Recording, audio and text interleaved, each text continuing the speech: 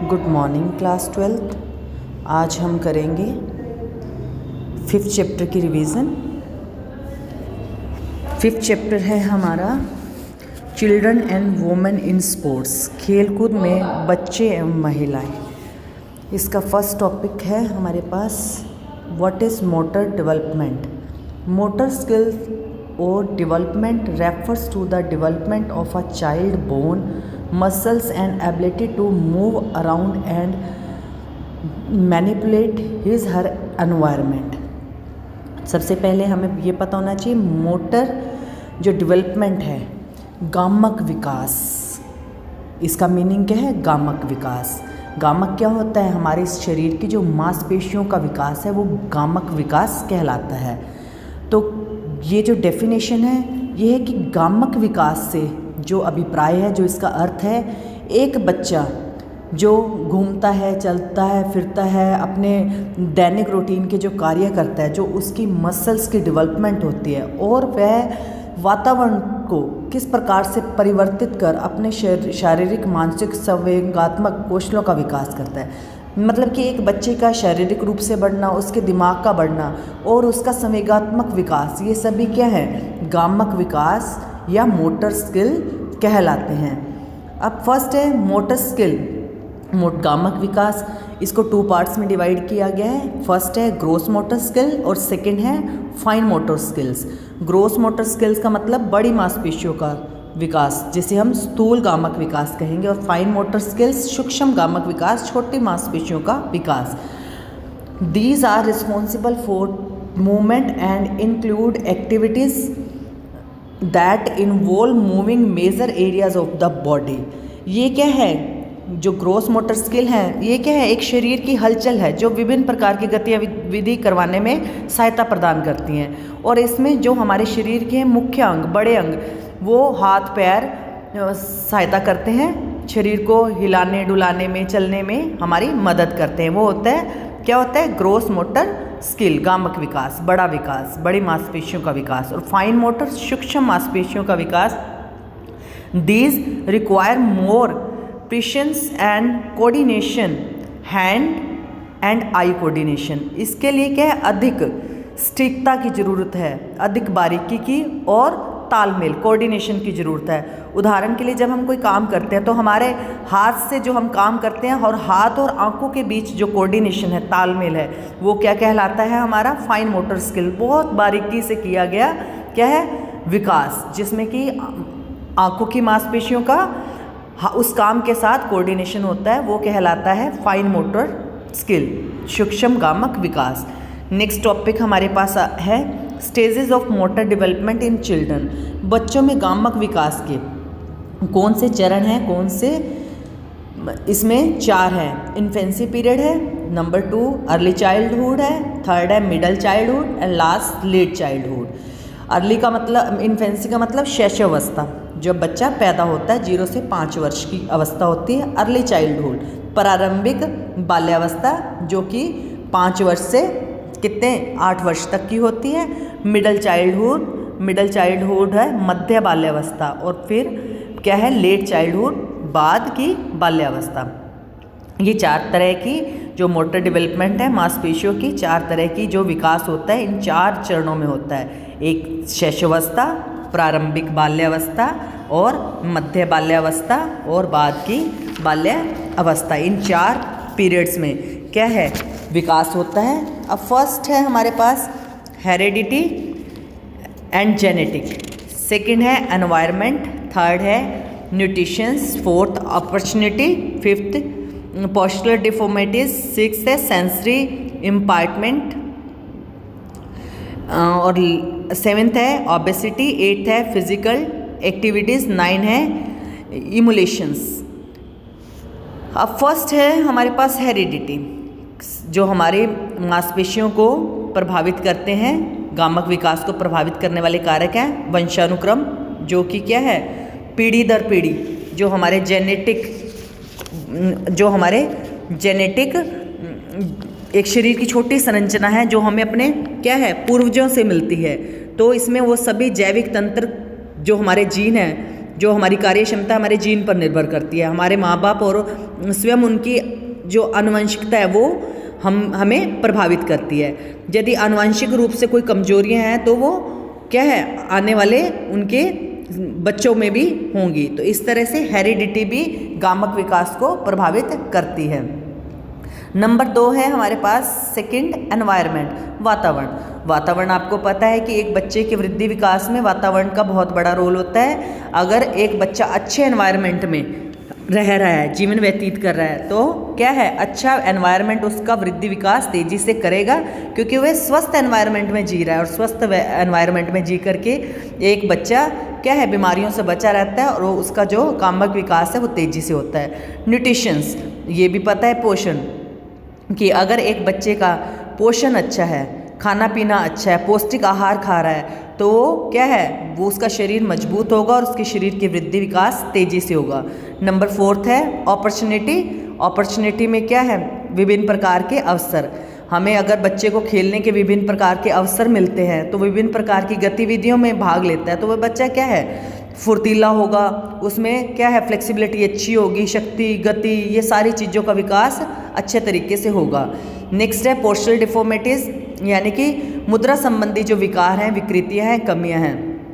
ये क्या है कि अगर कोई बच्चा क्या है मुद्रा संबंधी उसमें कोई विकार आता है तो वह क्या है अपने कार्य को अच्छे प्रकार से नहीं कर पाता और वह विभिन्न प्रकार की शारीरिक गतिविधियों में भाग नहीं ले सकता। अगर वह भाग नहीं लेगा तो क्या है उसका गामक विकास प्रभावित होगा, उसकी मांसपेशियों की वृद्धि विकास नहीं हो पाएगी। और ये पोस्चरल डिफॉर्मिटीज़ होती हैं जैसे नॉक नी है, बो लेग्स है, स्पाइनल कर्वेचर है, फ्लैट फुट है, ये सारी क्या है हमारी पोस्चरल डिफॉर्मिटीज़, हमारे जो मुद्रा संबंधी विकार हैं। अगर इसमें से किसी भी विकार से बच्चा पीड़ित है तो उसकी मांसपेशियों का विकास नहीं हो पाएगा। 6 है सेंसरी इम्पार्चमेंट, क्या है संवेगात्मक विकार। संवेगात्मक विकार में क्या है, संवेगात्मक विकार का अर्थ क्या है, जैसे कि संवेदन अंगों जैसे सुनना, देखना, बोलना आदि सही प्रकार से अगर एक बच्चा काम नहीं कर पाएगा तो वो क्या है किसी भी चीज़ को सीखने में काफ़ी समय लगाएगा। अगर वह सुन नहीं सकता, देख नहीं सकता, बोल नहीं सकता, तो अगर वह ये काम नहीं कर सकता तो क्या है उसके भी गामक विकास में बाधा उत्पन्न होगी। नेक्स्ट है ओबेसिटी, मोटापा। बचपन के चलते मोटापे के शिकार हुए बच्चे भी क्या है विभिन्न प्रकार की बीमारियों का शिकार हो जाते हैं। और अगर विभिन्न प्रकार की बीमारियां बच्चे को होंगी तो क्या होगा, वह शारीरिक गतिविधियां करने में उसको कठिनाई अनुभव होगी और जिससे कि उसके गामक विकास पर नकारात्मक प्रभाव पड़ेगा। 8 है हमारे पास फिजिकल एक्टिविटीज़, शारीरिक गतिविधियाँ, ये भी गामक विकास को प्रभावित करती हैं। जो बच्चे गामक विकास ज़्यादा शारीरिक गतिविधियों में भाग लेते हैं उनका गामक विकास तेज़ी से होता है, और जो बच्चे शारीरिक गतिविधियों में बहुत कम हिस्सा लेते या नहीं लेते उनका गामक विकास, मांसपेशियों का विकास देरी से होगा। नेक्स्ट है इम्यूलेशन। इम्यूलेशन होता है टीकाकरण। माँ और बच्चे दोनों का समय पर अगर टीकाकरण इम्यूलेशन हो जाए तो क्या है बेहतर संवेदी और गामक विकास सुविधाजनक, उन्हें जो शुरुआती होने वाली बीमारियां हैं वो ना के बराबर या कम होंगी, जिससे कि उसकी गामक विकास तेजी से होगा। नेक्स्ट है हमारे पास, नेक्स्ट टॉपिक है exercise guideline and different stages of growth and development. Growth और डेवलपमेंट है क्या और इसका क्या एक्सरसाइज का क्या प्रभाव पड़ता है, वृद्धि और विकास की विभिन्न अवस्थाएं और वे जो व्यायाम है उससे दिशा संबंधी जो दिशा निर्देश हैं वो दिए गए हैं। अब यह फर्स्ट है इसमें exercise guideline for children 0 to 5, जो 0 से 5 वर्ष के लिए बच्चे हैं उनके लिए क्या व्यायाम के दिशा निर्देश दिए गए हैं। Infants activities could include tummy time. Tummy time होता है बच्चे को उल्टा पेट के बल लेटाना, टम्मी टाइम कहलाता है। Reaching and grasping, pushing and pulling and crawling. Crawling होता है क्रॉल करना, घुटनों के बल चलना, घुटनों के बाहर चलना क्रॉलिंग कहलाता है। ये सारी एक्टिविटीज़ क्या है इन्फेंट शिशुओं में होती है। और टॉयलेट्स, जो टॉयलेट्स होते हैं छोटे बच्चे, टॉयलेट्स में क्या है लाइट एक्टिविटीज़, हल्के व्यायाम। कौन कौन से, सच आ स्टैंडिंग अप, खड़े होना, moving around, running and jumping, moving around, rolling and playing, as well as मतलब हल्का फुल्का चलना, रोलिंग करना, खेलना, कम जो भार वाली है गतिविधियाँ करना।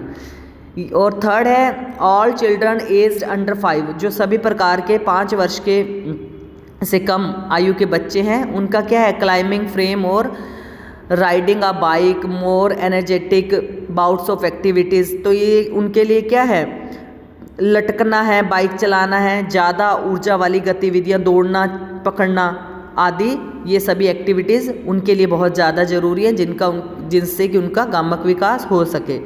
Exercise guideline for children between 5 to 8 years, 5 से 8 वर्ष के बच्चों के लिए क्या होनी चाहिए, light running, catching, throwing, jumping, coordinative exercises, flexibility increases, हल्के फुल्के व्यायाम है, पकड़ना, फेंकना, कूदना और तालमेल संबंधी अभ्यास हैं, या फिर फ्लेक्सिबिलिटी, लचकता को इम्प्रूव करने वाले व्यायाम करने चाहिए। Exercise guideline for children between 8 to 12, 8 से 12 साल के बच्चों के लिए कैसे व्यायाम होने चाहिए, aerobic exercise, running, cycling, swimming, और strength exercise, resistance exercise should be introducted. और इनके लिए क्या होना चाहिए, एरोबिक, दौड़ना है, साइकिल चलाना है, तैरना है, और क्षमता वाले, स्ट्रेंथ वाले व्यायाम कौन से होंगे, प्रतिरोधी व्यायाम, रेजिस्टेंस एक्टिविटी, जिसमें ज़्यादा क्या है, क्षमता चाहिए, ज़्यादा पावर चाहिए। और एंडोरेंस व्यायाम कौन से होते हैं, ऐसे व्यायाम जो लंबे समय तक किए जाते हैं। अब exercise guideline for children between 13 to 19 years, 13 से 19 साल के बच्चों के लिए क्या क्या होनी चाहिए, एरोबिक एक्टिविटीज़ होनी चाहिए।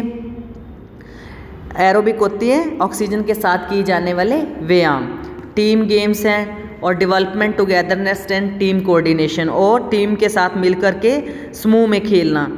Exercise guideline for children about 19 years, 19 years से ऊपर के बच्चों के लिए क्या एक्सरसाइज होनी चाहिए, इनके लिए rigorous activities, adventures sports, combative sports, weight training, कठिन गतिविधियाँ, ओके, एडवेंचरस में साहसिक खेल, कॉम्बैटिव स्पोर्ट्स आक्रामक खेल, या वेटिंग ट्रेनिंग भार प्रशिक्षण संबंधी खेल।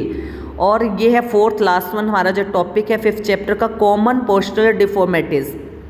Deformities is the malformations of any components और बॉडी पार्ट और अ जॉइंट बॉडी। क्या है इसमें, विकृति होती है किसी चीज़ की कमी हो जाना, मुद्रा संबंधी जो गड़बड़ी हो जाना।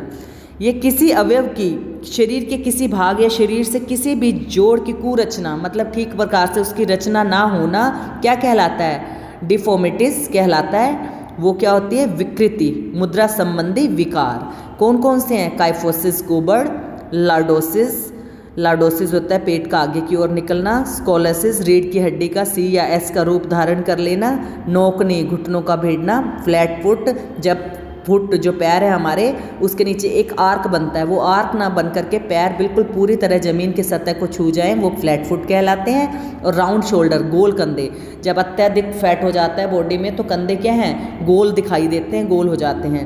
बो लेग्स क्या होते हैं, बो लेग्स होती हैं बाहर की ओर मुड़ी हुई टांगे, उसे कहते हैं बो लेग्स। अब नेक्स्ट है हमारे पास spinal curvature. There are 3 types of spinal deformities. कौन कौन सी होती हैं, 3 प्रकार की होती हैं हमारी, जो रीढ़ की हड्डी के टेढ़े होने की बीमारियां 3 तरह की हैं। Number 1 kyphosis, round of upper back, कुबड़, काइफोसिस, रीढ़ की हड्डी की जो विकृति है वो ऊपर की ओर बाहर निकल आती है और गोल हो जाती है। Lordosis abnormal curvature of spine at front, और रीढ़ की हड्डी जो क्या है फ्रंट आगे की ओर निकल आती है, वो होता है लॉर्डोसिस, पेड़ का मेरुदंड का सामने की ओर निकल आना, वक्र हो जाना। थर्ड है scoliosis, sideways curve in shape, जो हमारी रीढ़ की हड्डी है वो क्या एक साइड में झुक जाती है, एक साइड में उसका वक्र निकल आता है, रीढ़ की हड्डी की शेप सी या एस का रूप धारण कर लेती है, वो होती है scoliosis. Knock knees, legs are bend inward and knees strike each other while walking और रनिंग। नॉक नी होता है जब हम चलते हैं हमारे या बैंड करते हैं तो क्या है, घुटने हमारे आपस में टकराते हैं, टांगे भी भीतर की ओर हो जाते हैं और घुटने टकराते हैं, तो ये होते हैं नॉक नी। नेक्स्ट है हमारे पास फ्लैट फुट, ये मैंने बता दिया, पाँव की चाप का सामान्य जो है जमीन को छू जाना, वो होता है फ्लैट फुट, बिल्कुल प्लेन पैर। राउंड शोल्डर्स भी बता दिया मैंने, कंधों का गोल होना। और नेक्स्ट है लास्ट हमारे पास बो लेग्स। बो लेग्स का मतलब हो गया बाहर की ओर मुड़ी हुई टांगें। जब टांगे क्या है धनुष के आकार का रूप धारण कर लेती है और घुटनों के बीच काफ़ी अंतर हो जाता है, वो क्या होता है, बो लेग्स। ये सारे क्या है हमारे मुद्रा संबंधी विकार, मुद्रा विकृतियाँ या पोस्टल डिफॉर्मिटीज। ये आपका टॉपिक था 5th चैप्टर का। आप सबको क्लियर है? Thank you.